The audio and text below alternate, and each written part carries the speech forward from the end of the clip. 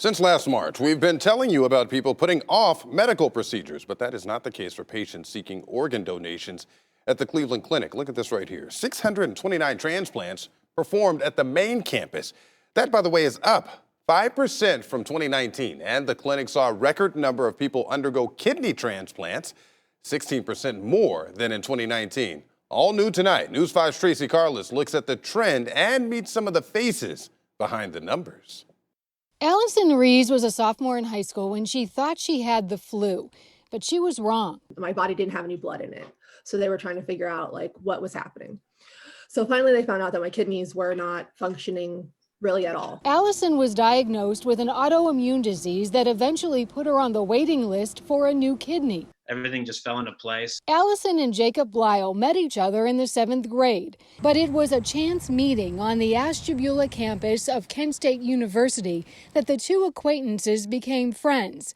Jacob knew Allison needed a new kidney, and he wanted to help. I was asking questions as I was getting tested, so I didn't want to make it too obvious.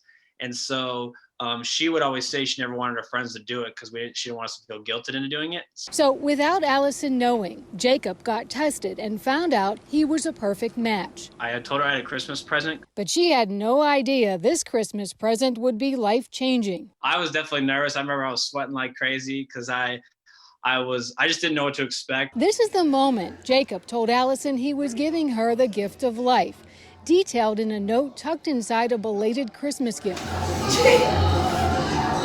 I just instantly started crying immediately. We already had the pre-op and surgery dates. That date, February 13th, 2020, just before COVID happened.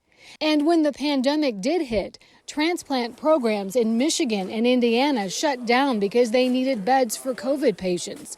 But at the Cleveland Clinic, it was a record-setting year for organ transplants, partly because Ohio is in the same region as Michigan and Indiana. So when those programs are shut down because of the bad COVID, so most of the organs then, because they don't want to waste it, eventually goes to us in Ohio. Dr. Wee told me right now thousands of people are waiting for life-saving transplants and explained the donors are the real-life heroes. I have no difference again in my quality of life. I have no, it's not like I have to do these certain things now every single day. Nothing has changed a year later. But for Allison, everything has changed. There's nothing that I could ever do or say that will repay him for what he's done for me. Tracy Carlos, News 5.